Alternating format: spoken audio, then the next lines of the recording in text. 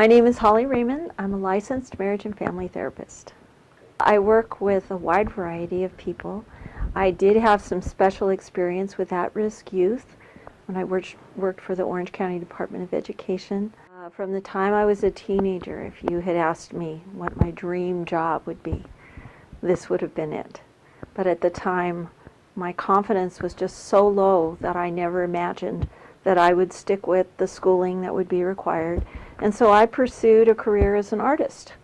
And it wasn't until many, many years later that God brought me around to a place where He was kind of resurrecting an old dream in my life.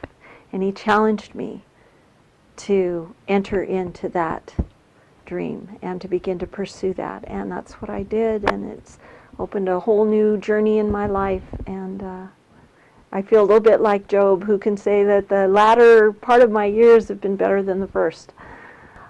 The way I would deal with someone with depression or self-worth issues is I would focus a lot on their thought processes. And I think it's very important to get a really good history and find out where the seeds of some of those scripts that we play in our head over and over again that perpetuate the depression and the low self-esteem, and to identify some of those things and to begin to correct those thoughts.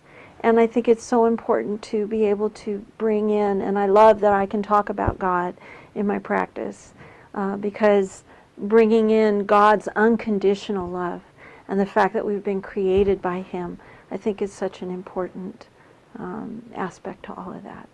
I love using art therapy.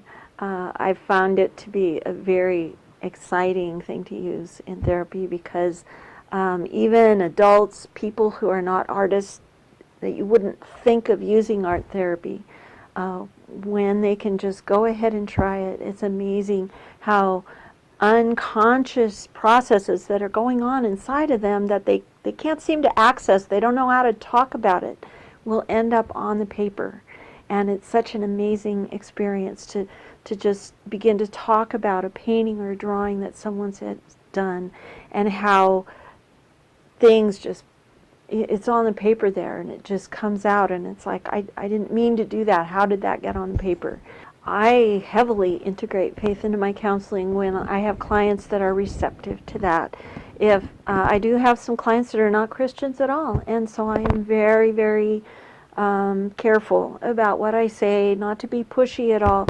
But when I have clients who are spiritual, who are Christians, and are responsive to Scripture and talking about God, I really delight in being able to do that. And I find that so much of what I learned in grad school about psychology has scriptural backup to it. And so I love to make those connections between the theory and what science has learned about psychology and Scripture.